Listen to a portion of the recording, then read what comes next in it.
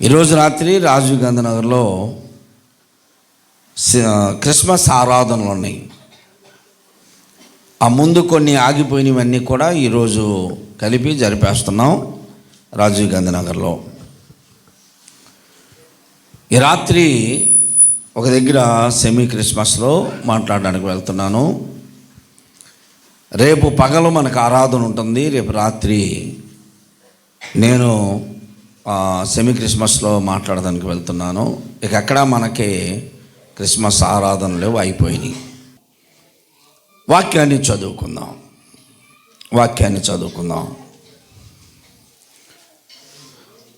ఆది కాండము 45వ అధ్యాయము.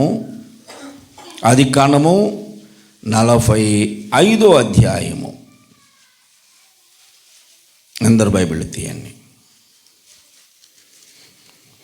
5వ వచనాన్ని చదువుదాం.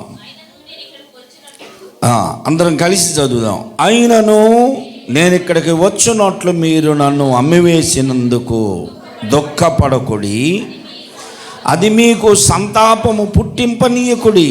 ప్రాణరక్షణ కొరకుదు దేవుడు మీకు ముందుగా నన్ను పంపించెను.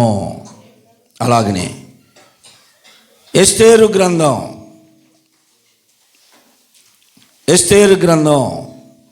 2వ అధ్యాయము 17వ వచనం.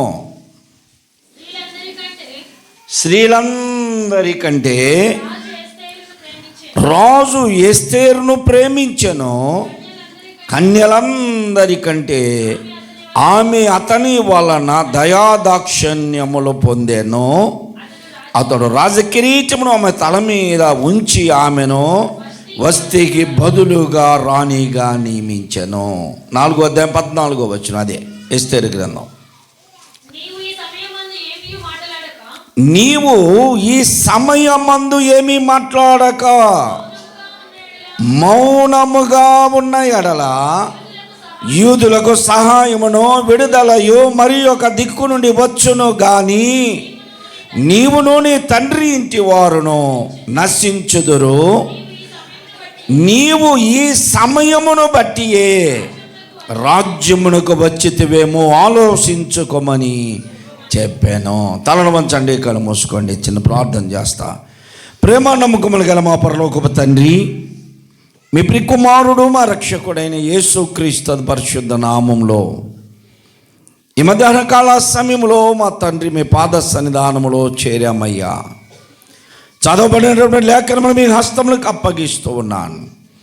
ఒకవేళ నేను సొంతగా దానిని వివరించగలిగితే లౌకిక జ్ఞానము, లోక జ్ఞానము, పుస్తక జ్ఞానమై ఉండవచ్చు. దానివలన ప్రయోజనము లేదు నాయన. నా మట్టుకు నాకు కూడా ప్రయోజనము లేదు. ఈ లేఖనములు మీ హస్తములకు అప్పగిస్తూ ఉన్నాం. మీరు మాట్లాడండి నాయన. మీ పక్షాన మాటలు వినిపించడానికి కావలసిన ఒక బోరగానను వాడుకొని నాతోనూ మాతోనూ చేరి వచ్చిన వారందరితో, వీక్షిస్తున్నటువంటి వీక్షలతో మీరు మాట్లాడి మీ కృపలో మమ్మల్ని బలపరచమని మా ప్రభువును మా రక్షకుడైన యేసుక్రీస్తు పరిశుద్ధ నామములు వాడికి వేడుకొంచున్నాను తండ్రి. ఆమేన్.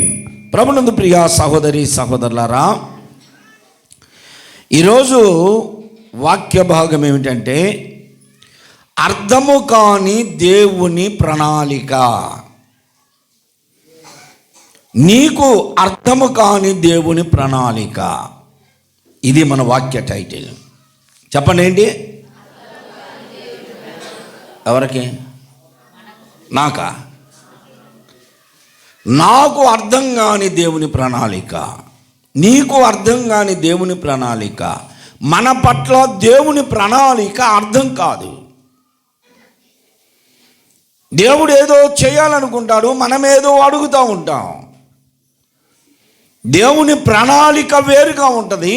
మనమేమో మన ఆలోచనతో మనల్ని చేయమంటూ ఉంటాం. కొన్ని సందర్భాల్లో విద్యార్థుల పక్షాన తల్లిదండ్రులు ఉన్న ఆలోచనలను నేను చూస్తూ ఉంటా. తల్లిదండ్రులు మొత్తుకుంటారు వాళ్ళని. అరే నిన్ను డాక్టర్ని చేపిద్దాం అనుకుంటే నువ్వేంట్రా ఇలా మొద్దు అయిపోయావు అంటాడు. తల్లిదండ్రుల ఆశ వేరుగా ఉంటుంది పిల్లల మీద. నిన్ను ఇంజనీరింగ్ చేపిద్దామంటే నీ ఆలోచన వేరుగా ఉంది. తల్లిదండ్రుల యొక్క ప్రణాళిక పిల్లల మీద వేరుగా ఉంటుంది. మనమేమో వారిని ఉన్నత స్థితిలోనికి తీసుకొచ్చి ఉన్నత స్థితిలో వారిని చూడాలనుకుంటాం. కానీ వారి మాత్రం ఎక్కడ ఉన్నామో, ఏ పేటలో ఉన్నామో, ఎవరితో తిరుగుతున్నామో వాళ్ళతోనే చాలులే, ఇక్కడే ఉంటానులే అనుకుంటారు. దేవుని ప్రణాళిక వేరు.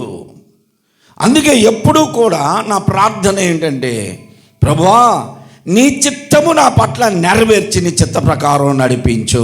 అది నా ప్రార్థన. నా ఇష్ట ప్రకారము నేను నడవాలి, దానికి నువ్వు సహాయం చేయి అంటే దేవుని కోపం వస్తుంది. ఒరే ఇంకెందుకు ఊరుకో, నేనేదో నిన్ను అసలు ఉన్నత స్థితిలోకి తీసుకెళ్దామంటే నువ్వేమి ఇక్కడ ఇదే చాలు అనుకుంటున్నావని కోపపడతాడు. అందుకని దేవుని చిత్తానికి నన్ను నేను అప్పగించుకుంటా. ఎప్పటి వరకు? దేవుని చిత్తానికి నువ్వు అప్పగించుకుంటే అక్కడే ఉన్నావు కదండి నువ్వు అనవచ్చు. ప్రతిదానికి ఒక సమయము కలదు అన్నాడు దేవుడు. మనం అడిగినప్పుడు మనం పొందుకోలేకపోవచ్చు. మనం ఎదురు చూసినంతసేపు మనకి ఇవ్వకపోవచ్చు. మనం కనిపెట్టినంత కాలము మనకు కావాల్సింది రాకపోవచ్చు. నీవు అడిగి వేసారిపోయినాక కనిపెట్టి ఇక ఉంటే ఉంది లేకపోతే లేదులే అనుకుంటావు, చూసావా? అప్పుడు ఇస్తాడు దేవుడు. దేవునికి స్తోత్రం. దేవుని ప్రణాళిక నీకు అర్థం కావాలంటే దేవుని వాక్యమును నువ్వు గ్రహించాలి, అర్థం చేసుకోవాలి. వాక్యమును అర్థం చేసుకొని తండ్రిని మనం అర్థం చేసుకుంటే బైబిల్ ఏమంటుందో తెలుసా? కుమారుడికి ఏది ఇష్టమో తండ్రికి తెలుసు. నాకేది ఇష్టమో నీకు తెలుసు. నీ చిత్త ప్రకారం నడిపించు. నీ ఇష్టం వచ్చినప్పుడు నేను కనిపెట్టుకొని ఉంటా. ఇది మన ప్రార్థన అయి ఉండాలి, మన ఉద్దేశం అయి ఉండాలి. ఒక తల్లికి 2 పిల్లలు ఉంటే ఆ 2 పిల్లలు ఏది ఇష్టమో, ఏది ఎక్కువగా తింటారో, ఎవరు బాగా తింటారో, ఎవరు తక్కువగా తింటారో తల్లికి తెలుసు. తెలుసా తెలీదా? చెప్పండి మా తల్లులారా. మేము పిల్లలప్పుడు నాకు మా అన్నకు అన్నం పెడితే మా అక్క వాళ్ళకి కూడా తెలుసు. నా ప్లేటుకు నిండుగా ఉంటుంది, సాల్మన్ అన్న ప్లేట్కి తక్కువగా ఉంటుంది. ఎందుకు? వాళ్ళకి వలపాచ్యం ఉండి కాదు. మా తల్లికి తెలుసు, నన్ను పెంచిన అక్కలకి తెలుసు. అరే వీడు ఎక్కువ, వీడు కడుపాత్రం వాడు. తల్లికి తెలుసు తన పిల్లలు ఎవరు ఎక్కువగా తింటారు, ఎవరు తక్కువగా తింటారు. నీకు తెలీదా? నీ పిల్లల్లో స్వీట్ ఎక్కువ ఎవరు తింటారో, కారం ఎక్కువ ఎవరు తింటారు? మన పరమ తండ్రి, మన సృష్టికర్త అయినటువంటి దేవుడు మన ప్రతి అలవాటు, ఆశ, కోరిక సమస్తము ఎరిగిన దేవుడు ఆయన. అయితే తగిన కాలం అందిస్తాడు. ఎప్పుడు పడితే అప్పుడు ఇవ్వడు. ఇప్పుడు మీరు కొత్త బట్టలు తెచ్చారు కదా పిల్లలకి, ఇప్పుడు వేసుకోమనండి, ఇస్తారా? అది పిల్లలు చూసిన కంటే నాకు ఈ బట్టలు అంటుంటాడు. ఏం చేస్తారు మీరు? అవసరమైతే ఒకడు ఇప్పుడు కాదురా, పండక్కి ఒక ప్లాన్ ఉంది నీకు. ఒకరోజు నిర్ణయించబడింది, ఆ రోజు కొరకు ఎదురు చూడాలి. ఎదురు చూస్తే ఖచ్చితంగా దేవుడు మనకు కావాల్సింది, మనం అనుకున్నది, మనకు అవసరమైంది ఖచ్చితంగా ఇస్తాడు. అది నేను అనుభవించా.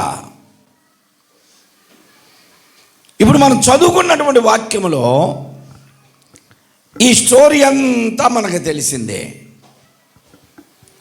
అబ్రహాం గారి కుమారుడు ఇస్సాక్ గారి కుమారుడు యాకోబు గారి కుమారులు 12 మంది.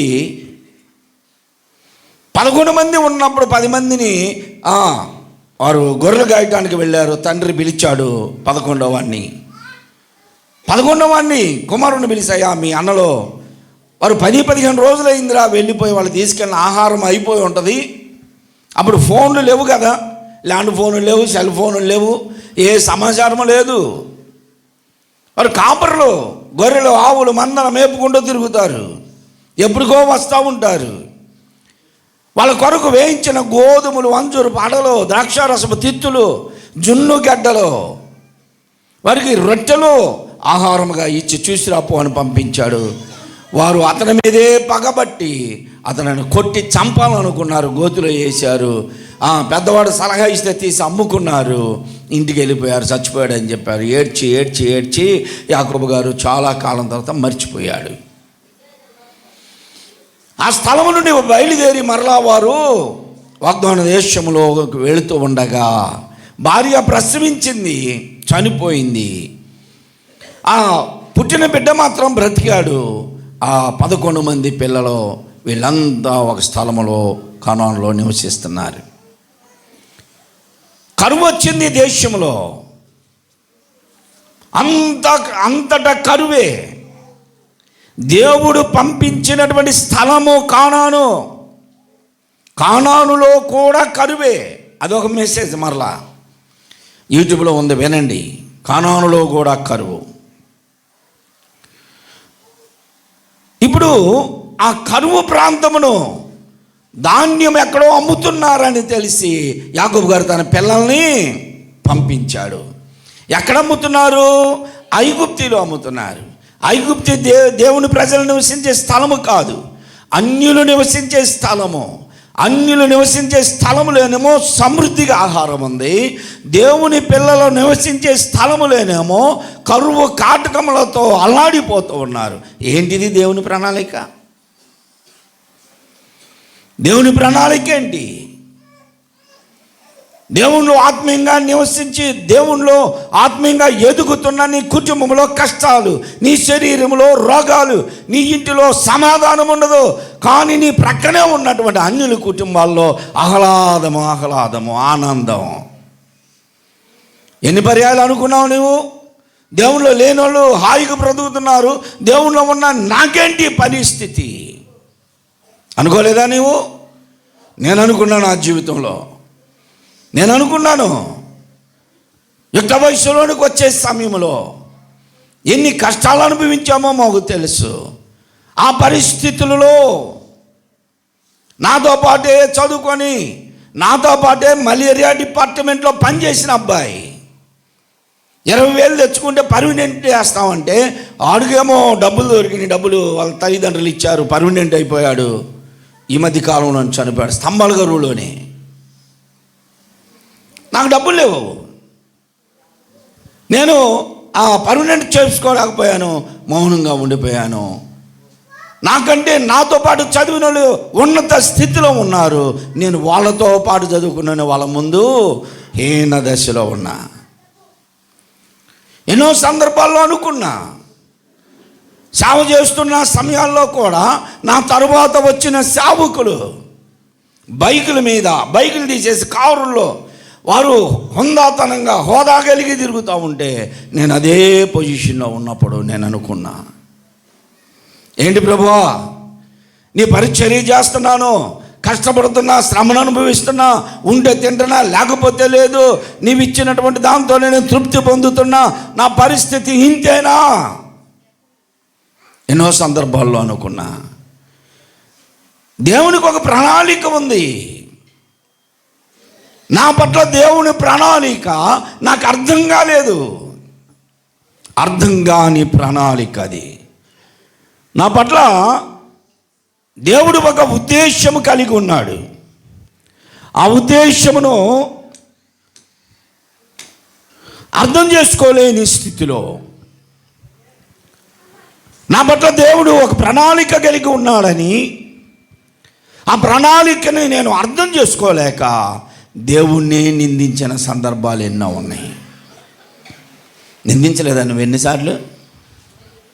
నేను ఒక్కడిని నిందించాను, మీరు ఎవరు నిందించలేదా?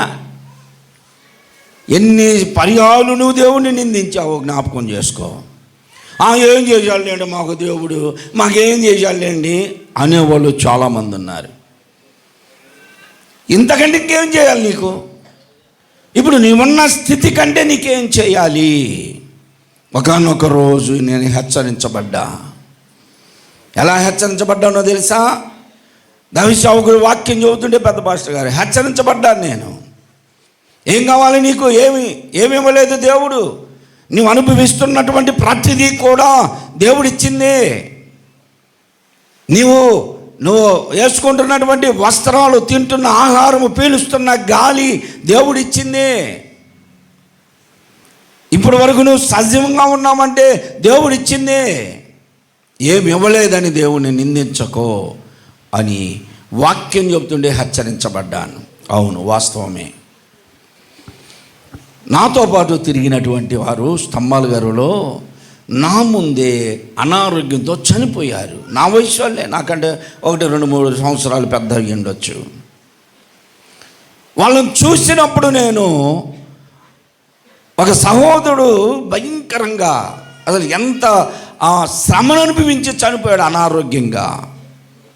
అతను చూసినప్పుడు నేను, నా పరిస్థితి ఇలాగుంచావా ప్రభు అని దేవుని స్తుతించాను. ఆ స్థితి నాకు రానియలేదు కదా, ఆ స్థితి నాకు లేకుండా చేసావు కదా, నన్ను ఈ స్థితిలో ఉంచావు కదా, చాలయ్యా అని దేవుణ్ణి స్తుతించడం ప్రారంభించా. ఆ రోజు నుండి దేవుణ్ణి నిందించడం కానీ, దేవుని ప్రభువా నాకు ఇది కావాలని అడగడం కానీ మానేశా. నాకేది అవసరం నీకు తెలుసయ్యా, ఎందుకంటే వాక్యం చదువుతూ ఉండగా వాక్యం నాతో మాట్లాడింది. ప్రభు ఏం చెప్పాడంటే, మొదట నా నీతిని రాజ్యమును వెదకండి, అప్పుడు నీకేది ఇష్టమో నేను ఇస్తా. నా యందు మీరును మీ యందు నా మాటలు నిలిచి ఉన్న ఎడలా మీకు ఏది ఇష్టమో అడగండి. ఇవి 2 మనము చేయగలిగిన రోజు మన అవసరతలన్నిటినీ దేవుడు తీరుస్తాడు. దేవునికి స్తోత్రం. ఈ మధ్యకాలంలో ఒక పాట వచ్చింది. ఆ పాట విన్న తర్వాత ఇంకా నేను నిజమే కదా అనుకున్నాను. ఏం చేశానయ్యా నీ కోసం ఈ బ్రతుకునిచ్చావని. తర్వాత పాడని. ఏం చేశానయ్యా నేను నీ కోసం అని వెతుకులాడితే, నన్ను దేవులాడుకుంటే ఏం చేశాను నేను? ఎంతోమంది స్వార్థ నిమిత్తం బయటికి వెళ్ళి శ్రమలు పడుతున్నారు, అడవుల్లో తిరుగుతున్నారు, కొట్టమడుతున్నారు, పేడ నీళ్ళు పోసుకుంటున్నారు, పైన పోస్తున్నారు. ఒక దగ్గర స్వార్థ చెబుతుంటే వేడి నీళ్ళు తెచ్చి సావుకుని మీద పోసింది. ఒకరు పేడ నీళ్ళు చల్లారు. ఎంతోమంది దేవుని పరిచర్య కొరకు ఈ మధ్య కాలంలో నా గుండెను కరిగించి నా కళ్ళ నుండి నీళ్ళు తీసుకొచ్చినటువంటి ఒక సందర్భం. యవనస్తులు భార్యాభర్తలు, పిల్లలు ఉన్నారు వాళ్ళకి, సువార్త నిమిత్తం ట్రాక్టర్లో వెళ్తుంటే ఆ ట్రాక్టర్ తిరగబడి దాని కింద ఈ సావుకుడు చచ్చిపోయాడు. యవనస్తురాలు చూడండి, యూట్యూబ్లో ఉంది. అందరూ చెప్పారు, అమ్మా నీ భర్త చనిపోయాడు, ఇంకేముంది ఇక్కడ నీకు, వెళ్ళిపో అంటే వెళ్ళను. ఆ గ్రామంలో వాళ్ళంతా వచ్చి ఆమెని నిందించారు, ఆమెను తోడునాడారు, కొట్టబోయారు. అయినా సరే అన్నది, నా భర్త నేను ఇక్కడికి వచ్చాం, సేవా పరిచర్య ప్రారంభించాం, ఇక్కడే నేను కూడా చచ్చిపోతా. ఈ సందర్భాలు చూస్తే నాకు అనిపించింది, ఎంత సుఖవంతమైన సేవ చేస్తున్నానో అనుకున్నా. నాకునే ఆశ్రమంలో పస్తులు ఉంటున్నానా, బట్టలు లేకుండా ఉంటున్నానా, అందుకే ప్రేరేపించబడ్డా నేను. ఒకనొక దినాన బ్రదర్ జోషి గారు వాక్యం చెబితే ఎలాగనే అన్నాడు, వెళ్ళగలవా నువ్వు ఉత్తరప్రదేశ్, మహారాష్ట్రలో పరిచర్య చేయగలవా, జార్ఖండ్లో పరిచర్య చేయగలవా, ఎలాంటి పరిచయ గుజరాత్లో పరిచర్య చేయగలవా, ఎవరైనా ఉన్నారా మీలో అంటే సేవకుల మీటింగ్లో మాట్లాడితే ఎవరు ఒక్కళ్ళు కూడా చెయ్యెత్తలా. కారణం ఏంటంటే, ఈ రోజున సేవకుని యొక్క ఆలోచన ఉన్న దగ్గరే ఉండాలా, ఆ ఆలయంలో చర్చ చేసుకోవాలా, అవసరమైతే నా ఇంటి మీద ఇంకో చర్చ చేసుకుంటా, మా బంధువులంతా వస్తారు, నాకేంది, ఇక్కడిక్కడే చేయాలి కానీ బయటికి వెళ్ళను నేను. దేవుడు పిలిచాడని చెప్పుకుంటున్నారు, దేవుడు పిలిచాడు, దేవుడికి పరిచర్య కోరుకున్నాను అన్నాను. మరి వెళ్ళు ఉత్తరప్రదేశ్,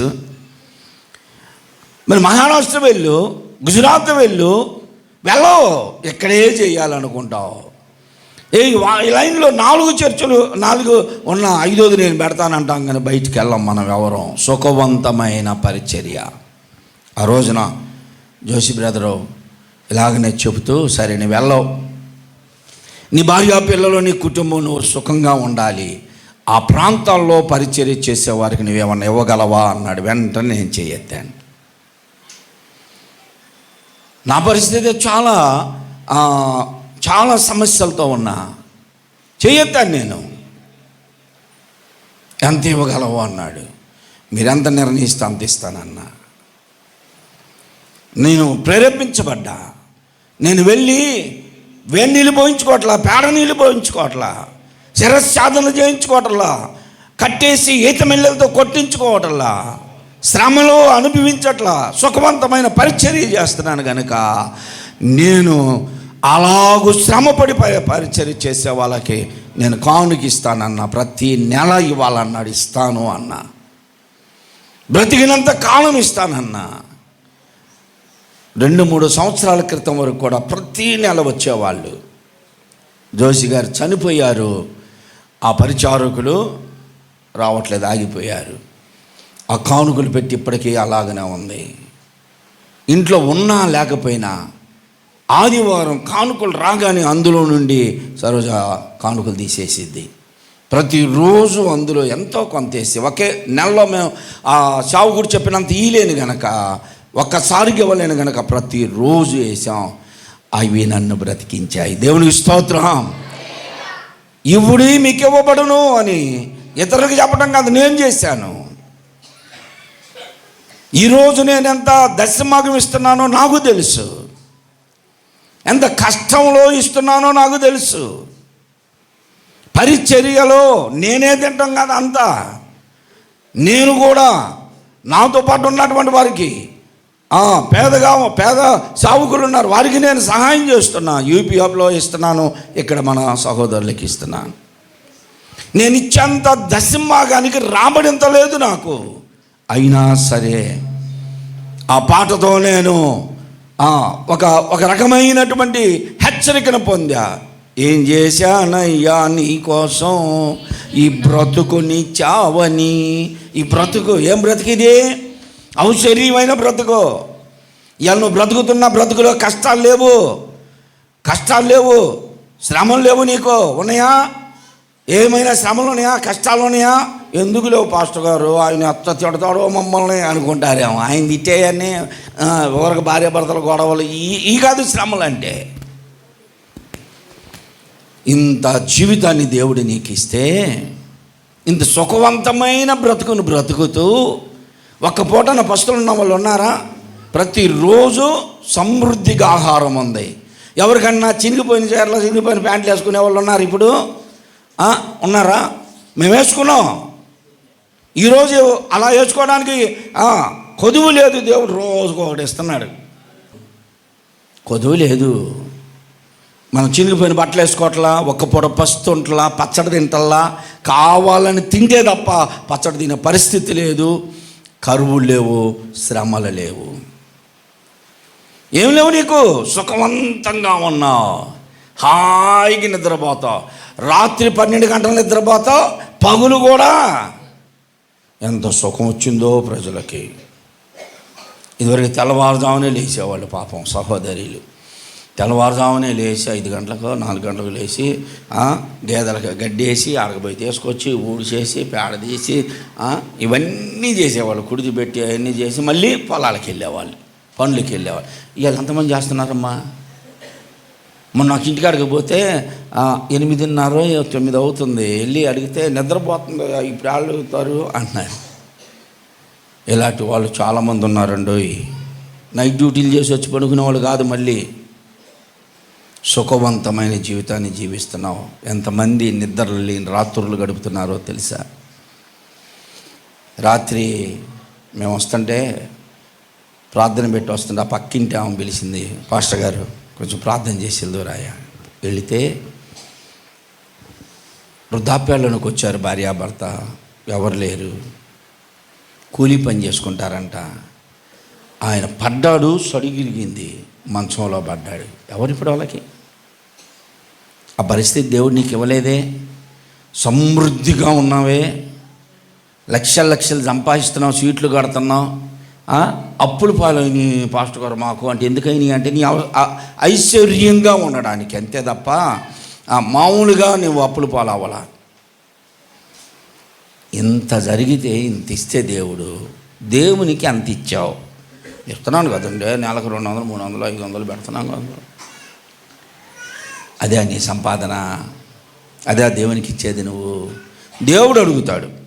నేను అడగట్లా, నాకేం కొదువు లేదు. నాకు కొదువు లేదండి. నేను దేవుని సన్నిధానంలో చెబుతా, పచ్చడి తిన్నా తృప్తిగా నిద్రపోతా. నేను దేవునికి స్తోత్రం చెప్పు. పచ్చడి తిన్నా హాయిగా నిద్రపోతా. కింద ఇక్కడ అక్కడ తుడి చేయండి, నేను అడబడుకుంటా నిద్రపోతా. నాకు నిద్ర పట్టని రాత్రులు లేవు, కడుపు నిండని రోజులు లేవు. నాకు నేను పలావే కావాలని ఏ రోజు కోరుకోను. పచ్చడి పెట్టినా తింటా, కారపొడితో నేను కడుపు నిండా తింటా. ఇలా పచ్చడి కొంచెం తినొచ్చా నాకు అంటుంటారు. అది కూడా కాదు నా పరిస్థితి. అసలు ఈ బ్రతికిచ్చావయ్యా, ఏం చేశా నీకోసం? ఒక్కరినైనా ఒక ఆత్మనైనా రక్షించానా, నీకై బ్రతికించానా. ఒక్కరినైనా ఒక ఆత్మనైనా రక్షించానా, నీకై వెలిగించానా. ఏం చేశానయ్యా నీ కోసం, నీ బ్రతుకునిచ్చావని. ఏం మోసానయ్యా నీ కోసం, నీవు నన్ను చూచావని. అసలు ఆ పాట రాసిన ఆయన, పాడిన ఆయన ఎవరో తెలుసా? ఇంత ఉంటాడంతే, హానోక్ గారని ఆయన పాడాడు. ఆయన లైఫ్ అసలు ఒక కాలు హైటు, ఒక కాలు తక్కువ కొరచుకుంటుంది, నిలబడలేడు, సరిగ్గా ఇట్లాగా ఉంటాడు. అలాంటి ఆయనే దేవుని మహిమపరుస్తున్నాడు. ఆయన్ని చూసి ఆ పాట విన్నాక ప్రేరేపించబడ్డా నేను. ఆయన సరిగ్గా నిలబడలేడు, కాలు నొప్పి భయంకరంగా. అంత చిన్న వ్యక్తి నన్ను ఎందుకు పుట్టించావని దేవుని తిట్టకుండా ఆయన అంటున్నాడు, ఈ బ్రతికి ఇచ్చావని నేనేం చేశాను నీకని దేవునికి కృతజ్ఞతలు చెబుతున్నాడు. ఆయన ఇంకొక పాట ఉంది కదా, నాదంటూ లోకాన ఒకవేళ ఉందంటే నీవిచ్చినదే ప్రభువా. అంటూ లోకాన ఏది లేదయ్యా, ఒకవేళ ఉందంటే నీవిచ్చినదే ప్రభువా.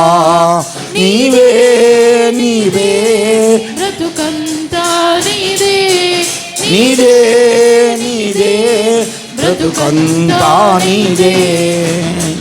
వచ్చిన ఏంటి చరణం? నాకు ఉన్న ఈ బలం, నాకు ఉన్న ఈ ధనం, త్రాగుచున్న ఈ జలం, నిలువ నీడ ఈ స్థలం. నాకు ఉన్న ఈ ధనం, నాకు ఉన్న ఈ బలం, నాకు ఉన్న ఈ స్థలం, నిలువ నీడ ఈ స్థలం. నిలిచి ఉన్న బ్రతుకుచున్న ప్రతి క్షణం, నిలిచి ఉన్న ఈ స్థలం, బ్రతుకుచున్న ప్రతి క్షణం కేవలం నీదేనయ్యా, కేవలం నీదేనయ్యా, కేవలం నీదేనయ్యా, కేవలం నీదేనయ్యా. మొదటి చరణం, నాకు ఉన్న సామర్థ్యం, నాకు ఉన్న సౌకర్యం, నాకు ఉన్న సౌభాగ్యం, నాకు ఉన్న సంతానం, ఆరగించే ఆహారం, అనుభవించే ఆరోగ్యం, ఆరగించే ఆహారం, అనుభవించే ఆరోగ్యం, కేవలం నీదేనయ్యా, కేవలం నీదేనయ్యా. నాదంటూ లోకాన ఏది లేదయ్యా, ఒకవేళ ఉందంటే నీవిచ్చినదే ప్రభువా. దేవుని స్తోత్రం. హల్లెలూయా. ఆహారం, ఆరోగ్యం, మనం ఉన్నటువంటి స్థలం, సామర్థ్యం, ఇదంతా దేవుడిచ్చిందే. దేవుని ప్రణాళిక, దేవుని ప్రణాళిక నీ పట్ల దేవుని ప్రణాళిక ఏముందో నువ్వు గ్రహించలేని స్థితిలో ఉండి దేవుడు నాకేం చేశాడు అనుకుంటున్నావు. నీవు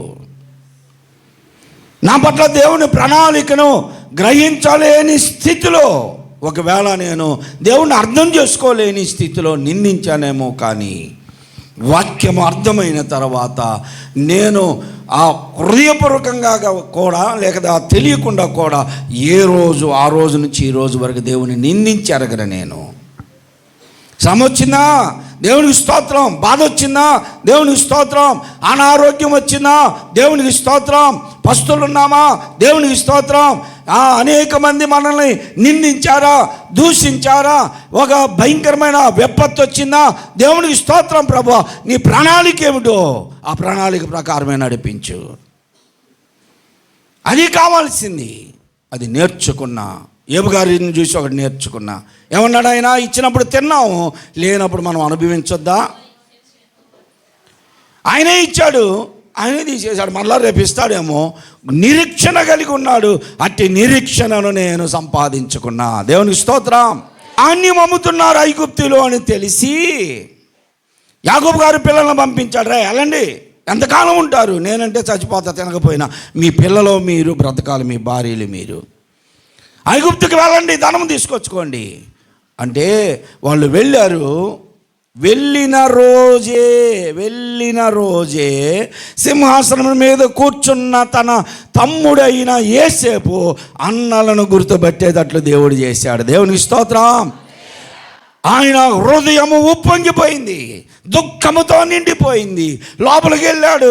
లోపలికి వెళ్ళి ఏడ్చి బయటకు వచ్చి, అసలు మీరు ఎవరు చెప్పండి, వేగులు వారా, మమ్మల్ని మా దేశమును వేగు చూస్తానికి వచ్చారా అని కనుక్కున్నాడు అడ్రస్లన్నీ.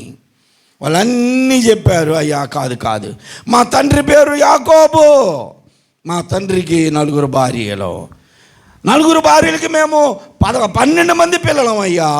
అంటే మరి 10 మందే వచ్చారేంట్రా?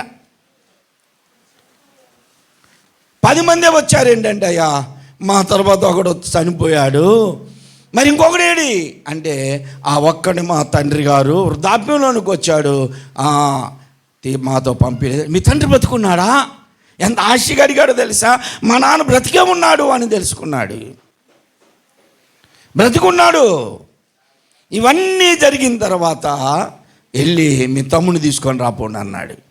తమ్ముని తీసుకొని వచ్చారు. అప్పుడు తనను తాను కనపరుచుకున్నాడు. కొన్ని విషయాలు జరిగినాయి, సమయం లేదు.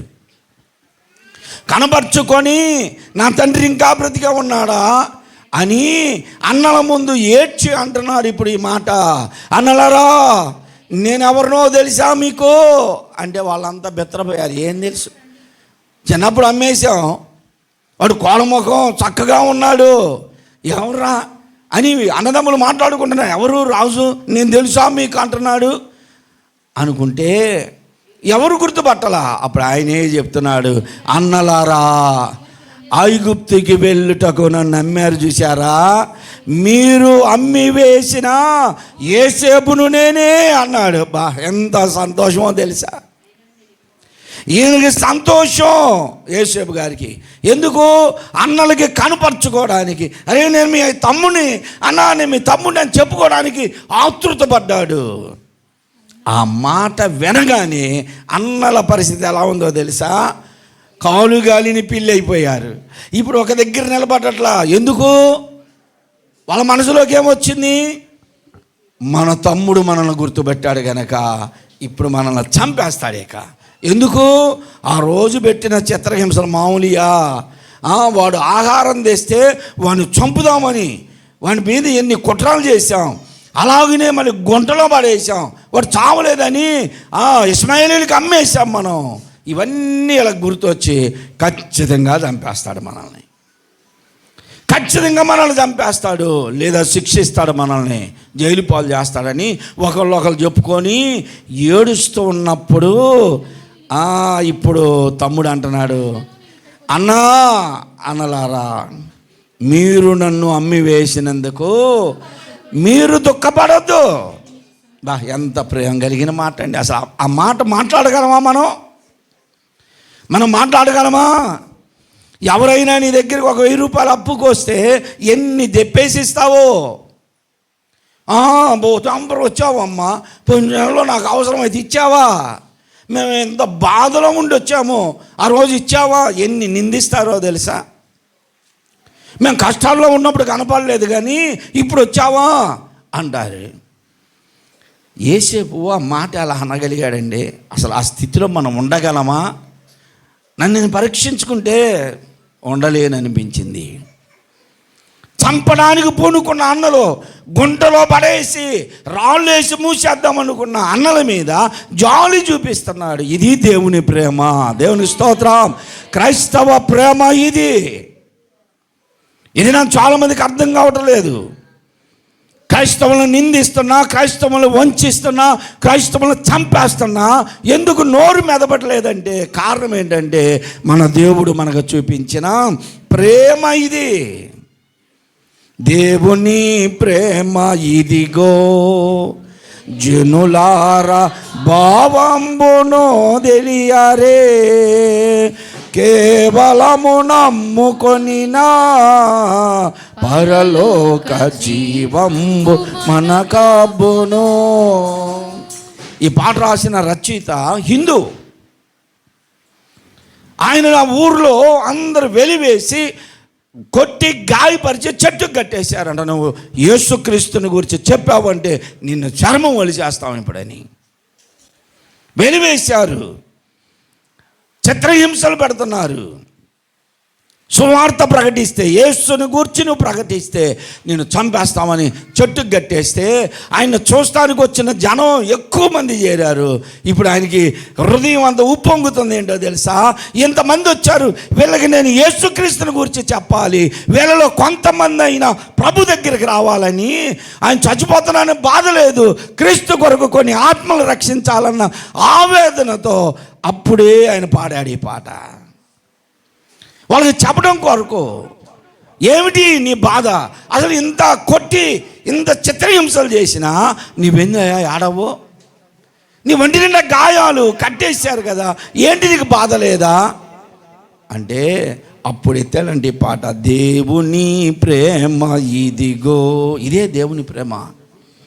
యేసుక్రీస్తును పేరునా రక్షకుడు వెలసినాడిల లోపల, దోసకారి జనులకు ఎంతో శుభాశలను.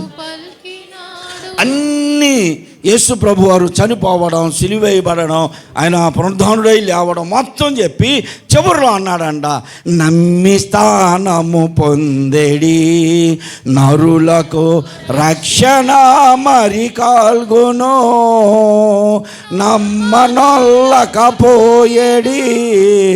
నరులకు నరకంబు సిద్ధ.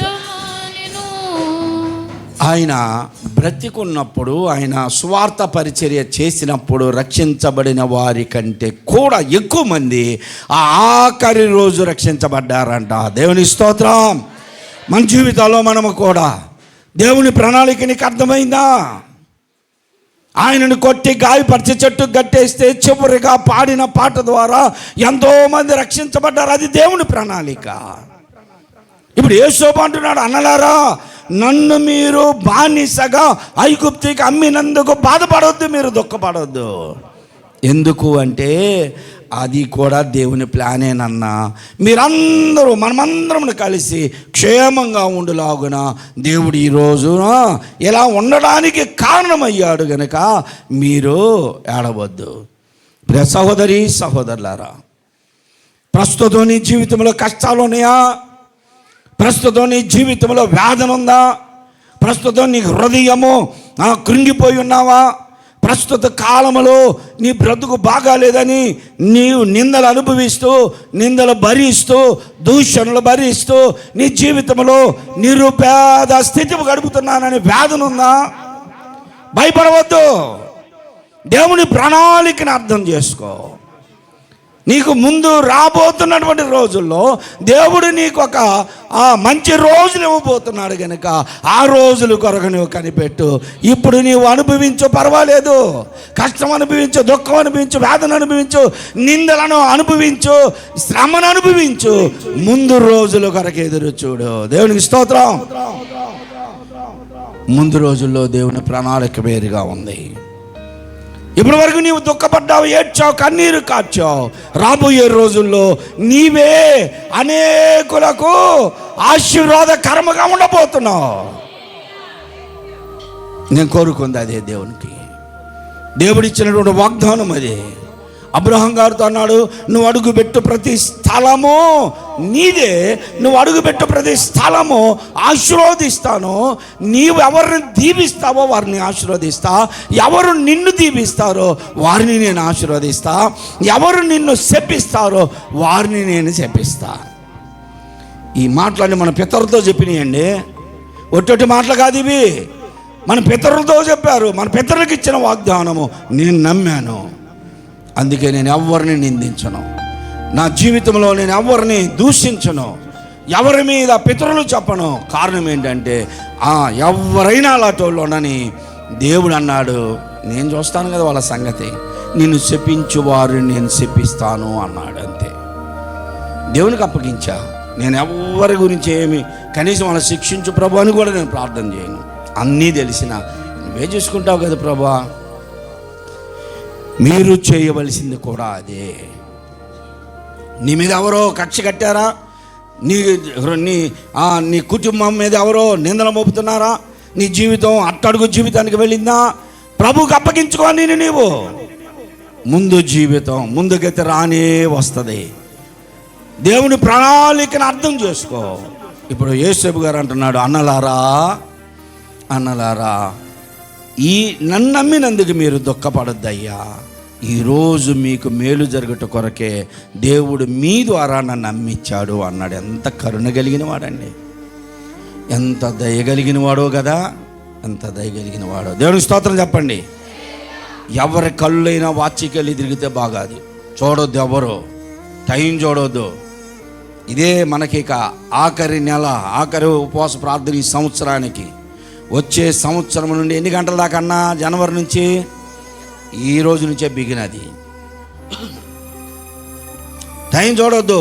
నేను చెప్పాను కదా, ఇష్టమైతే రా, లేకపోతే లేదు. నేను 3 గంటల దాకా ఉంటానయ్యా అనుకుంటేనే రా. ఇప్పుడు చాలామంది 12 గంటలకు వస్తారు, 12:30కు వస్తారు. వాళ్ళ పనులన్నీ అయిపోయినాక వస్తారు. మనం ఏం చేస్తామో, నీ ఇష్టం వస్తే రా. నేను అదే చెప్పానుగా, మొహమాటం లేదు. 3 గంటల దాకా ఉపవాస ప్రార్థనలో ఉంటాను అనే ఓపికంటే రా, లేదనుకో ఇంటికాడ పండుకో. నలుగురున్నా సరే. పెద్ద పాస్టర్ గారు నేర్పించింది అదే నాకు.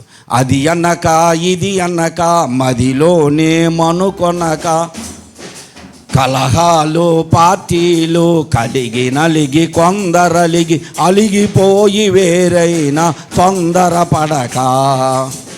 ఏంటంట? కలహాలు పార్టీలు కలిగి నలిగి కొందరు అలిగిపోయినా నువ్వు తొందరపడద్దు.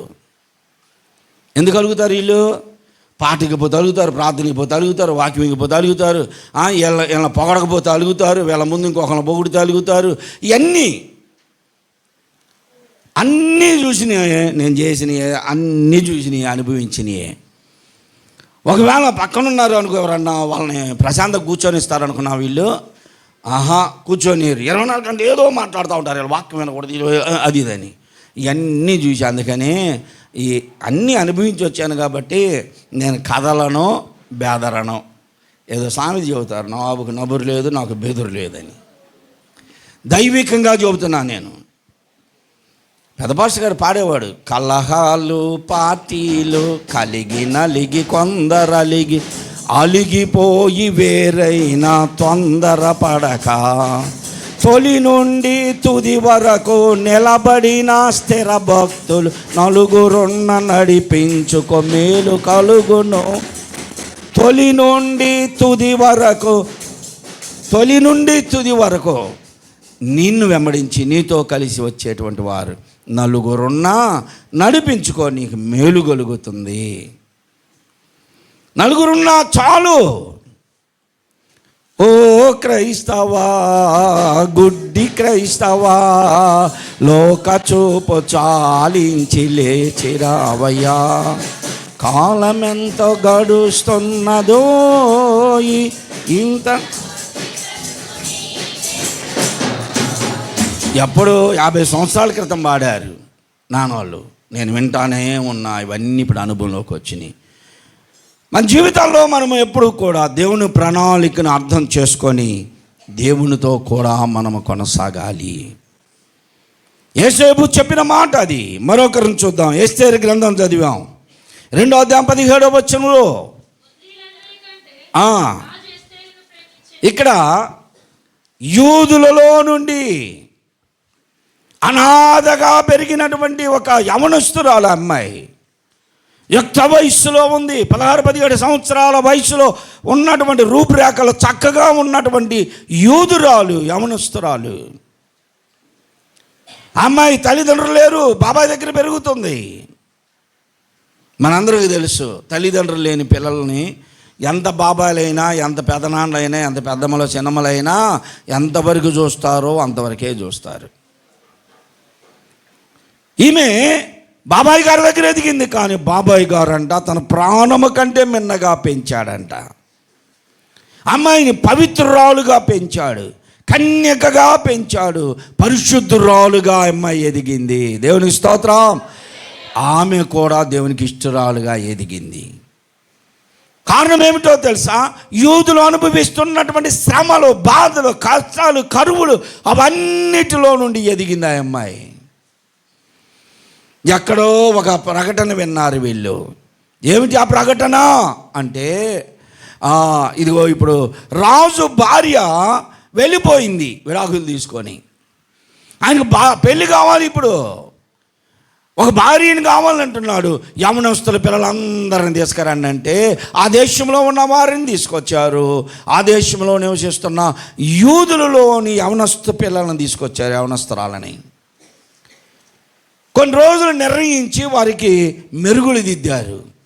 ఇప్పుడు మనం పెళ్ళికి ముందు వేసే నలుగులన్నీ దేనికి చెప్పండి? నలుగులన్నీ మెరుగులు దిద్దడానికే. నలుగులనేవి అయ్యే. అప్పటిదాకా పొలాల్లో, శాలల్లో కూలి పనులు కాటి ఈడు తిరిగిన పిల్లలకి ఎంటుకలు ఎర్రగైపోయి ఉంటాయి కొంతమందికి. ఇక్కడ పుట్టి పెరిగిన వాళ్ళకంటే ఉండవు అనుకో, ఈ రంగేసుకుంటే తప్ప. దావీదు గారు సింపుల్గా హేగే అనేటువంటి నపుంసకుడు అలంకరించిన అలంకరణ తప్ప మరి ఏమీ కోరుకోకుండా సింపుల్గా వెళితే దేవుని కార్యం చూడండి. అందరూ ఎంత ఆర్భాటంతో వచ్చారు, ఈ అమ్మాయి మాత్రం సింపుల్గా వచ్చింది. మొన్న ఈ మధ్య పోయిన వారంలోనే ఒక దగ్గర వాక్యం చెప్పడానికి పిలిచారు. వెళితే ఎదురు కూర్చున్న వాళ్ళని చూసి అసలు ఆమెను చూస్తే నాకు నవ్వు ఆగట్లా, ఏం చేయాలో అర్థం కావట్లా. ఆమె నిండు వృద్ధాప్యంలో ఉంది, మొత్సనం అన్నమాట. పళ్ళు కూడా పోయింది. టాటం తాపకి ఆమె చెవులు కాడ నుంచి ఇటు పట్టుకొచ్చింది. ఏమంటారు వాటిని? మాటిలో ఏమంటారుగా చంపసేవులు అంట. సరే, ఏదో చిన్నపిల్లలు, ఇలాంటి పిల్లలు ఎవరైనా చిన్నపిల్లలు పెట్టుకుంటే అది చూడ ముచ్చటగా ఉంటుంది. వయసుకు తగ్గట్టు పెట్టుకోవట్లేదండి. వయసు ముఖమేమో పాంచాట ముఖం కొంతమందికి. అవి ఇటు ఇటు అంటుంటే ఈ పెట్టుకుంది. నేను వాక్యానికి వేసేసరికి ఎటు అంటుంది పళ్ళు లేక. ఇటు అంటుంటే ఈ కూడా కదులుతున్నాయి, చెవులు ఆలబడిపోయినాయి, అసలు లూజ్ అయిపోయినాయి చెవులు. ఎందుకు ఏమకి ఆ లూజ్ అయిన చెవులకి మళ్ళీ బొట్టలు పెట్టి ఆ బొట్టలో ఒడుగాడుతుంటే ఇటు నుంచి ఇటు మళ్ళీ మాటీలంట. ఇక నాకేమో ఏం చేయాలో అర్థం కావట్లా. అందుకే కావాలి మన వాళ్ళు వాక్యం చెబుతాడు, ఈ సూర్యులకి వెళ్ళి చూస్తూ ఉంటారు. సూర్యులకి వెళ్ళి చూడండి ఎట్ట చూస్తున్నాడు.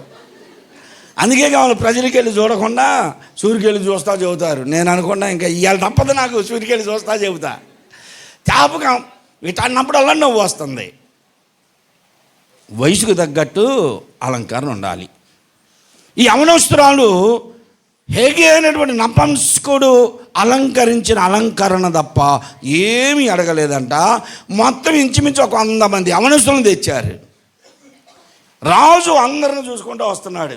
ఇట్లా అనుకుంటా అందరిని చూసుకుంటూ వస్తుంటే వీళ్ళందరూ రాజు నన్నే కోరుకోవాలి నా ఇజారు చేసుకుని అందరూ రాజుగారు వెళుతుంటే ఆయన ముందే ఇట్లా అనుకోవడం యాక్షన్ అంటే మనకు తెలిసిగా ఇంకా నన్ను ఆకర్షించాలి, నేనే కనపడాలి, ఆయన కాలంలో నేనే పడాలని ఇంకొంచెం యాక్షన్ చేసి నేను బాగోలేదా, నేను నచ్చలేదా అన్నట్టు వీళ్ళు యాక్షన్లు చేస్తుంటే రాజు చూసుకుంటే వెళ్ళిపోయాడు.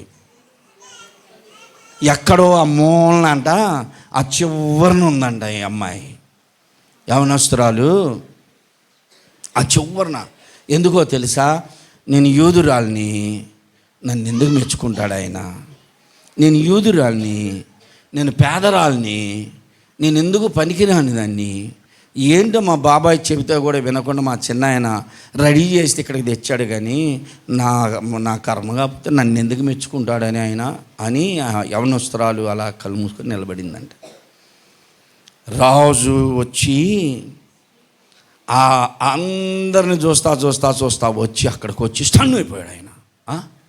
అరే, ఇంత అందం, ఇంత ఆకర్షణీయం, ఇంత సౌందర్యం, ఈ అమ్మాయిని చివరిని నిలబెట్టారా, ఈ అమ్మాయే రాని అన్నాడంట. దేవునికి స్తోత్రం. ఒకవేళ మనుష్యులు కోరుకోవాలని నీవు అనుకుంటే దేవునికి నీవు ఇష్టం లేదు. మనుష్యులు కోరుకోనిది, మనుషులు వెలివేసింది, మనుషులు తృణీకరించింది, మనుషులకు నచ్చంది దేవునికి కావాలి. అది నీవే అయి ఉండొచ్చు. నువ్వు నిందించబడ్డావా, దూషించబడ్డావా, అవమానించబడ్డావా, కష్టాలు అనుభవించావా, శ్రమలు అనుభవించావా, ఇంక నేను దేనికి పనికిరాను అనుకుంటున్నావా, అయితే నీవే దేవునికి కావాలి. రాత్రి ఒక పాట యూట్యూబ్లో పెడితే వీళ్ళు పెట్టుకొని వింటున్నారు. అబ్బా ఎంత బాగుందంటే ఆ పాట, లే క్రైస్తవుడా లే, ప్రభు రాకడ సమీపంగా ఉంది, లేచిరా. ఎన్ని సంభవాలు జరుగుతున్నా నువ్వు ఉన్న స్థితిలోనే ఉంటావా? నీ కొరకు చనిపోయి సమాధి చేయబడి తిరిగి లేచిన ప్రభువు దగ్గరికి రావా? నువ్వు నిత్య నరకాగ్నికి వెళతావా అని పాడుతుంటే నాకు తెలియకుండా నేనేం చేసి అప్పటిదాకా పండుకొని లేచి కూర్చున్నా. అంటే అంత ఆకర్షణీయంగా ఉంది ఆ పాట. రాసిన ఆ వ్యక్తిని దేవుడు దీవించునుగాక. ఒక సావుకుడిగా నన్నే కదిలించింది అంటే మనం ఇంకెలా ఉండాలి?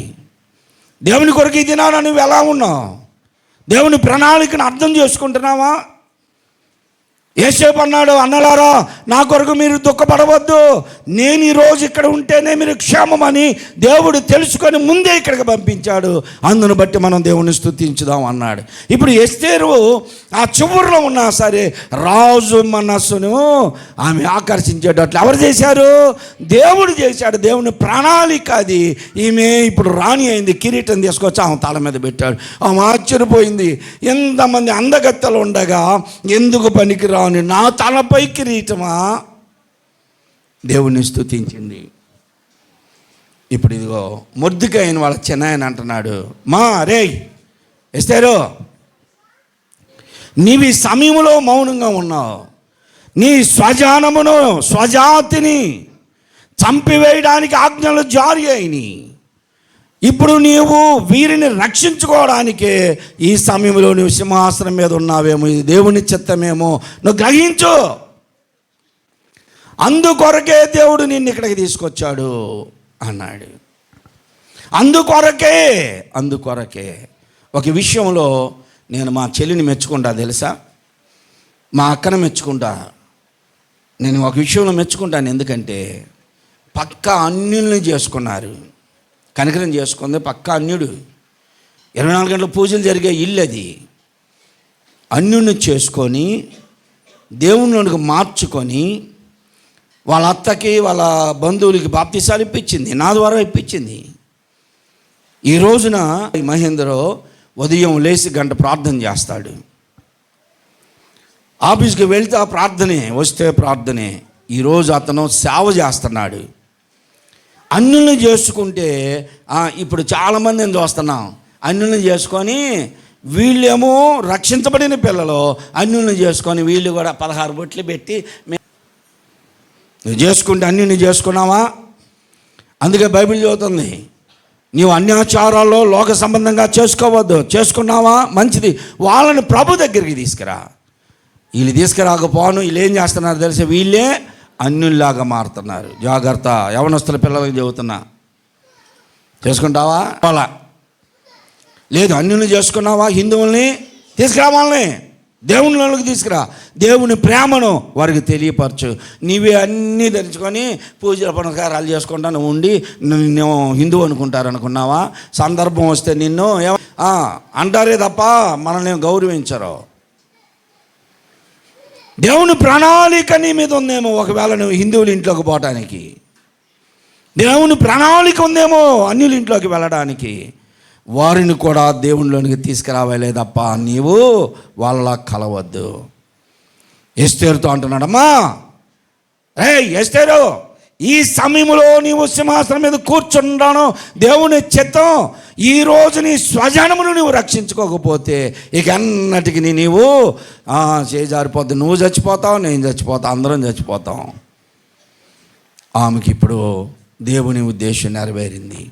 అందరూ నా కొరకు ప్రార్థన చేయండి, చిన్నాయన నా కొరకే ప్రార్థన చేయండి అంది. వారందరూ అక్కడ ఉపవాసం ఉండి ప్రార్థన చేస్తున్నారు. ఈమె వెళితే రాజు మనస్సు ఆమె మీద కలిగించాడు. నీ కోరిక ఏమిటి చెప్పు అన్నాడు. అలా నెరవేర్చాడు. దేవునికి స్తోత్రం. మార్కు సువార్త 5వ అధ్యాయంలో మనం చూస్తే 9వ వచనంలో 19వ వచనం చూడండి. మార్కు సువార్త 5వ అధ్యాయంలో గెరాసేనుల దేశంలో ఉన్నటువంటి ఆ దెయ్యములు పట్టిన వ్యక్తి సంగతి మనకు తెలిసిందే. అతడు దేవుని ద్వారా రక్షించబడ్డాడు, బాగు చేయబడ్డాడు. సంఖ్యలు తెంపి వేసుకొని అతను అందరిని గాయపరిచేవాడు. ప్రభు గద్దించగా దెయ్యాలు వదిలిపోయి ఇప్పుడు స్వస్థితుడై బట్టలు కట్టుకొని ప్రభు దగ్గరికి వచ్చి కూర్చున్నాడు. ప్రభు బయలుదేరి మరలా వెళుతూ ఉంటే, బాధకుడా నేను కూడా నీతో వస్తానయ్యా అన్నాడు. వద్దు ఇంటికి వెళ్ళు అన్నాడు. ఇంటికి నేనే వెళ్ళగలనయ్యా, నేను మా పేటలో అందరిని తిట్టినోడిని, అందరినీ కొట్టినోడిని. ఇప్పుడు నేను పోతే నన్ను వాళ్ళు చంపుతారయ్యా అంటే ప్రభు అన్నాడు, లేదు లేదు. ఏమన్నాడు? నీవు నీ ఇంటి వారి వద్దకు వెళ్ళి ప్రభువుని యందు కనికరపడిన సంగతి, నీకు చేసిన కార్యములన్నిటిని గూర్చి వారి ఎదుట నువ్వు సాక్షిగా బ్రతుకుపో అని పంపించాడు. దేవుని ప్రణాళిక ఏమిటో తెలుసా? ఆ సమాధుల దగ్గర దాకా వచ్చి ప్రభు అతను బాగు చేసి అతనిలో నుండి దెయ్యాలను వెళ్ళగొట్టి మరలా తిరిగి వెళ్ళిపోయాడు. ఆ ఊర్లోకి వెళ్ళాల. కారణం ఏమిటి అంటే ప్రభు వచ్చింది గెరాసేనుల దేశమునకు. ఎందుకంటే సమాధుల్లో గాయపరచబడుతున్న, తనను తాను గాయం చేసుకొని హాని చేసుకుంటున్నటువంటి వ్యక్తిని బాగు చేయడానికి వచ్చాడు. బాగు చేశాడు. వారికి సాక్ష్యంగా నిలబెట్టాడు. వెళ్ళిపోయాడు. వెళ్ళు నీవు నీ ఊర్లోకి. నువ్వు ఎలాంటి వాడువో వారందరికీ తెలుసు. ఇప్పుడు నీ ద్వారా వారందరూ ప్రభు దగ్గరికి రావాలని పంపించాడు. దేవుని ప్రణాళిక ఎలా ఉందో చూడండి. గెరాసేనుల దేశంలో సమాధుల్లో ఉన్న వాడి దగ్గరికి వెళ్ళి వాడిని బాగు చేసి వారి ఇంటి వారికి స్వస్థసిద్ధునిగా అప్పగించాడు. అతననే వారి అందరికీ సాక్షిగా పెట్టాడు. మత్తయి సువార్త 10వ అధ్యాయం 5వ వచనంలో ఆయన శిష్యుని ఏర్పరచుకున్నాడు. వారిని చూసి వారితో అన్నమాట ఏంటంటే, ఇక్కడ శిష్యుల్ని ఎందుకు ఏర్పరచుకున్నాడు? కారణం ఏమిటంటే యూదులుగా ఉన్నారు వీళ్ళలో, అందుకని యూదులు రక్షించబడాలి. కొంతమంది విమర్శిస్తున్నారు, యేసు ప్రభు అన్యుల దగ్గరికి వెళ్ళొద్దు అన్నాడు, సొంత ప్రజల దగ్గరికే వెళ్ళమన్నాడని ట్రోల్ చేస్తూ ఉన్నారు చాలామంది. ఎందుకు వెళ్ళమన్నాడో తెలుసా? యూదులు అనేవారు ఆచారాల్లో బ్రతుకుతున్నారు. యూదులు మతాచారముల మధ్యలోనే బ్రతుకుతున్నారు. నిజరక్షకుడిని గుర్తించాలా? ఎవరి కొరకు వారు కనిపెట్టారో, ఎవరి కొరకు ఎవరు రక్షకుడు వస్తాడని ప్రవచనాలు ఉన్నాయో చదువుతున్నారు, వచ్చిన ఆయన్ని గుర్తించలేదు. కాబట్టి ముందు వారిని మార్చండి అని యూదుల దగ్గరికి పంపించాడు. పౌలు గారిని ఎక్కడికి పంపించాడు? అన్యజనుల యొద్దకు పంపించాడు. నువ్వు యథాచారములు కలిగిన వాడివే, వెళ్ళు అన్యజనుల్లోకి. దేవుని ప్రణాళిక ఒకటి ఉంటుంది. నీవు ఎక్కడికి వెళ్ళాలో, ఎవరితో బోధించాలో, ఎవరిని రక్షించాలో దేవుని ప్రణాళిక అది. శిష్యులను యూదుల దగ్గరికి వెళ్ళి పరిచర్య చేయమన్నాడు. అలాగని చూడండి, ఒక్కొక్క మనిషికి వ్యక్తిగతమైనటువంటి పరిచర్యను అప్పగిస్తాడు దేవుడు. మత్తయి సువార్తలోనే 13వ అధ్యాయం 34వ వచనంలో మనం చదివితే అక్కడ మార్కు సువార్త 13:34, మార్కు సువార్త 13:34.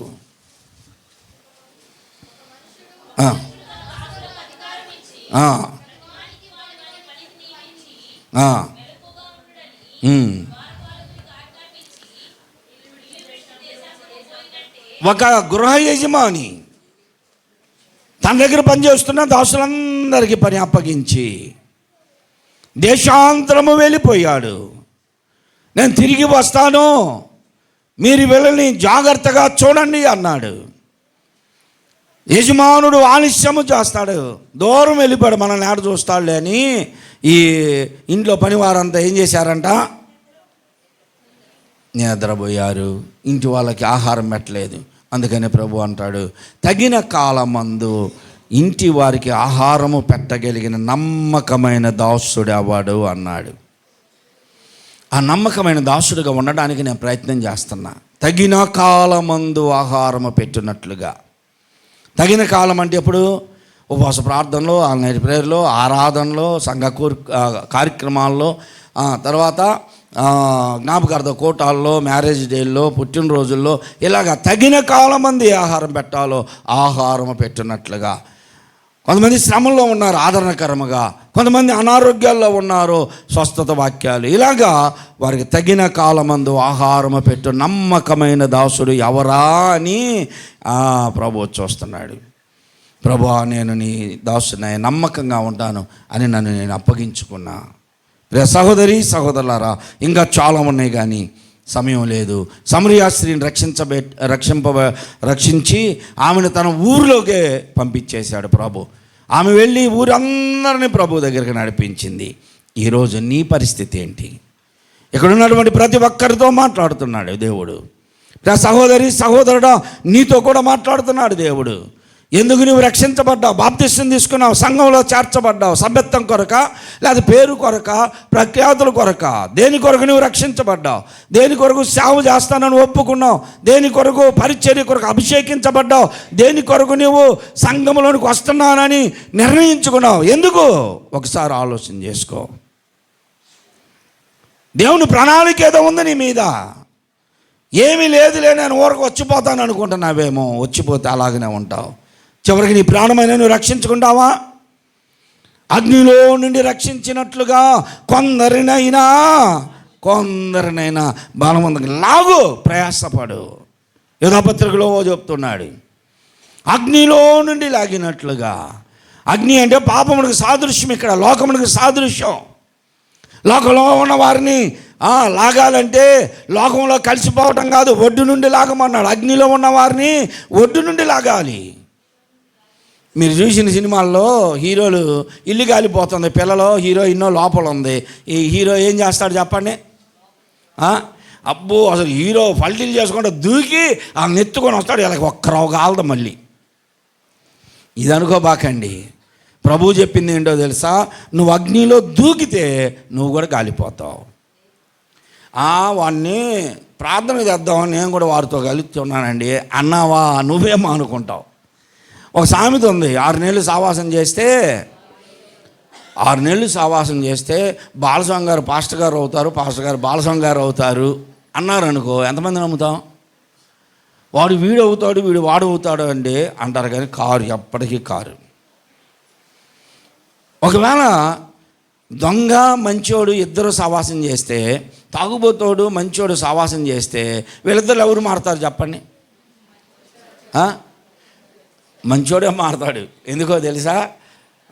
రోజు ఈ మంచోడిని బారు దగ్గరికి తీసుకెళ్తా వస్తూ ఉంటే, ఏంద్రా వాసన భలే ఉంది అంటే, ఒకసారి చూడరా, ఇవాళ నా పుట్టినరోజురా, ఇవాళ మీ అమ్మాయి పుట్టినరోజురా, అబ్బా ఎన్ని గెలిపిస్తారో తెలుసా? చివరికి నువ్వు తాగితే నేను తాగుతా, లేకపోతే పడేస్తా అంటాడు. ఇక పడగొడతా అంటాడు. పగలగొట్టుకో, ఎవరికే అంత ఖరీదు పెట్టి వాడు ఆఖరికి చివరి బొట్టు కూడా నాగుతాడు. వాడు ఎందుకు పడగొడతాడు? నిన్ను లోకంలోకి లాగడానికి నీ మీద ఎన్ని ప్రయోగాలు చేస్తారు. కాబట్టి నీవే వాళ్ళలాగా అవుతావు, వాడిని నీలాగా మార్చలేవు. ఒక 2-3 బాగా తాగుబోతుల్ని లింగారావు బ్రదర్ వాళ్ళ దగ్గర పనిచేసే వాళ్ళని చర్చికి తీసుకొచ్చాడు. ఏం ఒప్పందంతో తెచ్చాడు తెలుసా? ఆదివారం మీరు గుడికి వస్తే సాయంత్రం మీకు తాగడానికి డబ్బులు ఇస్తారా అన్నాడు. వీళ్ళు పొద్దున్నే తాగుతారు. ఏంటి ఆయన ఉద్దేశం? వాళ్ళని మందిరానికి నడిపియాలని. దానికోసం ఒక 4 నెలలు వచ్చారు. ఇంకా ఉండలేకపోతున్నారు. అసలు ఆదివారం పొద్దున్నే తాగాల్సింది ఈ మేస్త్రి ఏమో సాయంత్రం దాకా ఉంచుతాడు, రేపు ఇస్తానులే రా అన్నాడు. వీళ్ళకి అంత కోపం. ఇస్తూనే ఉన్నాడు, మందిరానికి నడిపించాడు.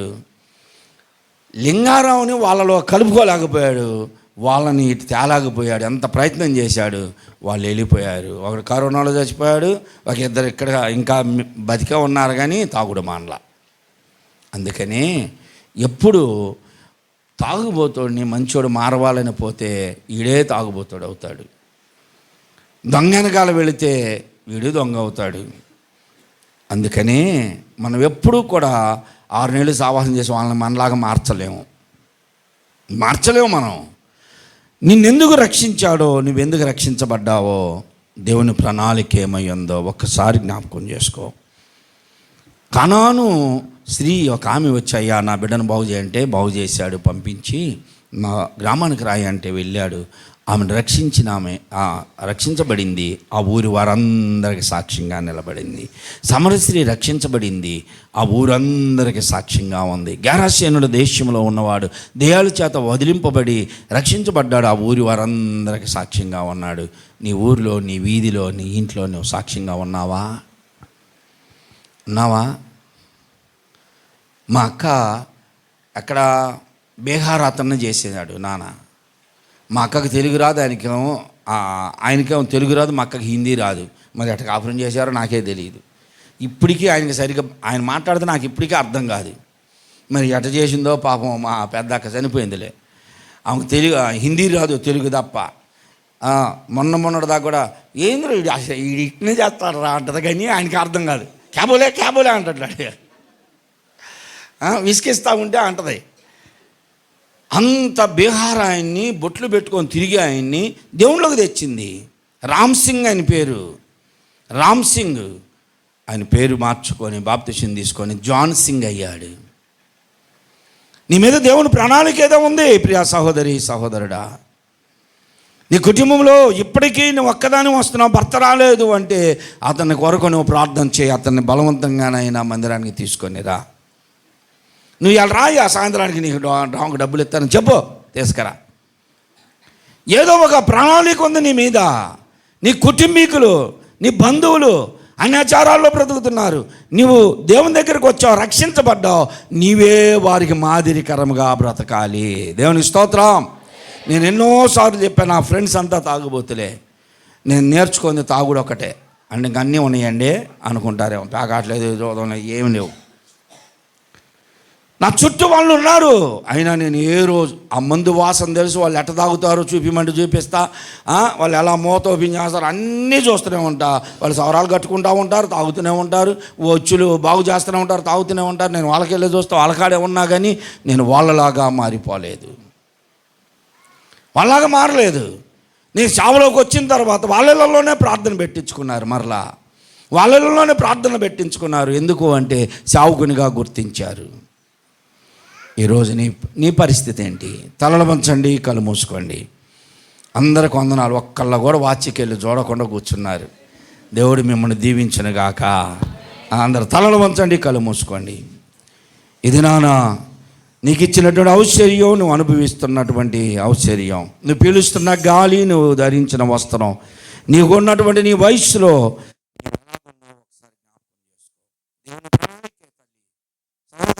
దేవుని ప్రణాళిక నీ మీద ఉంది. నీకు అర్థం కాలా, అర్థం చేసుకోవడానికి నువ్వు ప్రయత్నం చేయట్లా. నువ్వు ప్రార్థన చేయి, ప్రభువా నీ ప్రణాళిక నా మీద ఏమిటి, నీ చిత్తం ఏమిటయ్యా నా మీద. యేసేపు అన్నాడు, అన్నలారా నన్ను నమ్మినందుకు మీరు దుఃఖపడవద్దయ్యా, ఈరోజు మనమందరం క్షేమంగా ఉండటం కొరకే దేవుడు నన్ను ఐగుప్తుకు పంపించాడు, అధికారమునిచ్చాడు.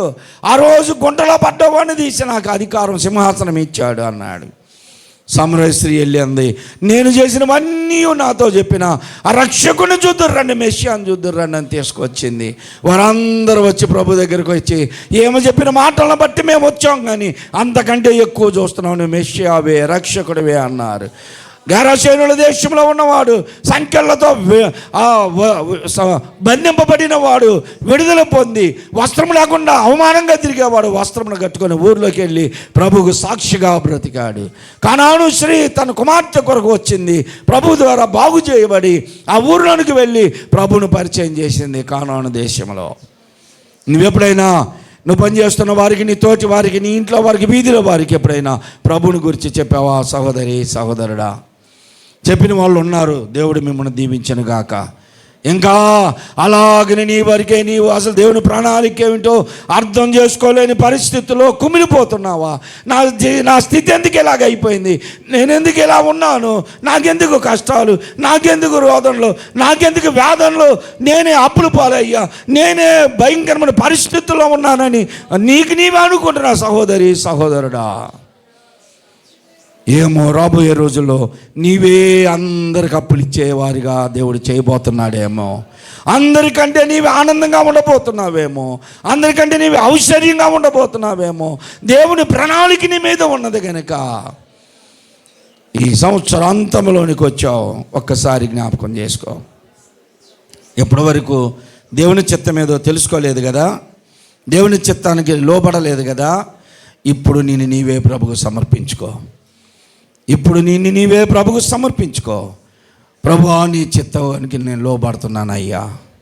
నీ చేతితో విరిచిన రొట్టెనయ్యి అనేక మందికి ఆహారం అవుతానయ్యా. నేనే నీ చేతిలో ఆహారంగా మారతాను. అనేక మంది భారాన్ని భరిస్తా, అనేక మంది కొరకు ఉపవాసాలుండి ప్రార్థన చేస్తా, రోధిస్తాను, కన్నీరు గారుస్తానయ్యా.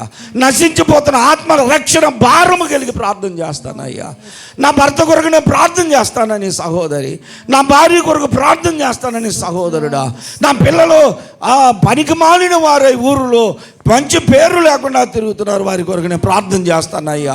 నీ సన్నిధానానికి రాలేని పిల్లలుగా ఉన్నారయ్యా, వారి కొరకు నేను కన్నీరు కార్చి ప్రార్థన చేస్తానని నీవు దేవుని సన్నిధానంలో ఒప్పుకో. రాబోతున్నటువంటి 3 దినాల ఉపవాస ప్రార్థనలో ఈ విషయాల కొరకే ప్రార్థన చేద్దాం. మార్పు లేని నీ భర్త కొరకు, మారు మనసు బంధని భార్య కొరకు, వేషధారణగా ఉన్నటువంటి భార్య భర్తలు చాలామంది ఉన్నారు, వారి కొరకు, అసలు తల్లిదండ్రుల కుటుంబాన్ని పట్టించుకొని పిల్లల కొరకు 3 రోజుల ఉపవాస ప్రార్థనలో మనం మొరపెడదాం. ఇదే మన నిరీక్షణ, ఇదే ఒక తీర్మానం. దాని కొరకే మనం దేవుని సన్నిధానంలో ఉందాం. ప్రార్థన చేయండి, అందరూ ప్రార్థన చేయండి, అందరూ కలిసి ప్రార్థన చేయండి. గొంతెత్తండి, స్వరం విప్పి ప్రార్థన చేయండి, హృదయపూర్వకంగా ప్రార్థన చేయండి. ఎస్తేరు మీద దేవుని ప్రణాళికను బట్టి స్వజనమును రక్షించుకుందాం. ఆమె యూదులందరూ చనిపోవలసిన వారు, యూదులందరినీ చంపివేద్దాం అనుకున్న వారి ప్లాన్ అంతా దేవుడు మార్చివేసి క్షేమాన్ని అనుగ్రహించాడు. యోసేపును చంపివేద్దాం అనుకున్న అన్నలకే సురక్షితమైన స్థలమునిచ్చి వారిని ప్రేమించాడు. దేవుని ప్రణాళిక అది. ఇది నాన్న దేవుని ప్రణాళిక నీ మీద ఏదో ఉన్నది ప్రియ సహోదరి, సహోదరుడా. నింషి అనేవాడు దావీదు రాజు వెళుతూ ఉంటే దుమ్మెత్తిపోశాడు. దావీదు నాశనం అవ్వాలని కోరుకున్నవాడు, అతనేమీ అనలేదు. దేవుని ప్రణాళికను అర్థం చేసుకున్నాడు దావీదు గారు. ఇది నాన్న మన పరిస్థితి ఏమిటి? నువ్వు ఇప్పటి వరకు కృంగిపోయావా? ఇప్పటి వరకు వేదనలో ఉన్నావా?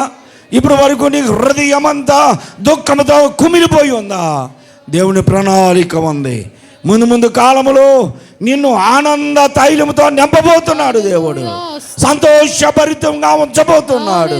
నీ కుటుంబమే అనేక మందికి అప్పులు ఇచ్చేవారుగా, సహాయపడేవారుగా ఉంచబోతున్నాడు. ప్రతి ఒక్కరిని దేవుని ప్రణాళికను అర్థం చేసుకుందాం. దేవుని ప్రణాళిక కొరకు ఎదురు చూద్దాం. అందరు లేచి నిలబడండి. కొండల వైపు నా కనులేతి కోదువతో నేను కుమిలెదనా, కోదువతో నేను కుమిలెదనా, నీవు నాకుండగా. అందరు కళ్ళు మూసుకోండి, అందరు చప్పలు కొట్టండి. వచ్చిన పాట అందరం పాడదాం. నీవు నాకుండగా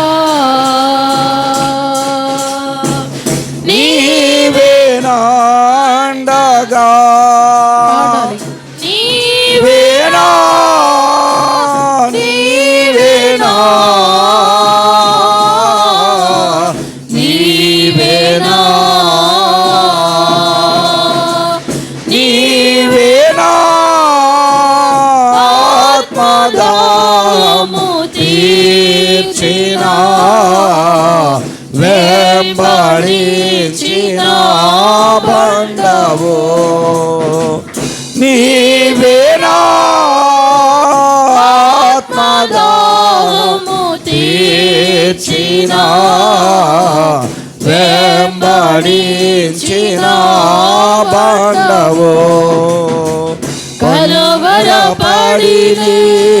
కొండల వైపు నా కన్నులెత్తుదునా కొండల వైపు నా కన్నులెత్తి కొదువతో నేను కుమిలెదనా కుమిలెదనా సర్వకృపానిధివే సంపదలగానివే సర్వకృపానిధివే యేసయ్యా సంపదలగానివే సకలము సకలము సకలము సకలము చేయగలని వైపేనా కన్నులెత్తి చూచెదా సకలము చేయగలని వైపేనా కన్నులెత్తి చూచెదా కలవరపడినే కొండల వైపు నా కన్నులెత్తుదునా కొండల వైపు నా కన్నులెత్తి కొదువతో నేను కుమిలెదనా కొదువతో నేను కుమిలెదనా. ప్రేమ నమ్మకములు గల మా పరలోకపు తండ్రి, స్తోత్రం. మీ ప్రియ కుమారుడు మా రక్షకుడైన యేసుక్రీస్తు పరిశుద్ధ నామములో ఈ మధ్యాహ్న కాల సమయంలో ప్రియ యేసయ్యా మీ పాద సన్నిధానములో చేరామయ్యా. ఈ రోజు కొరకు కనిపెట్టాను తండ్రి.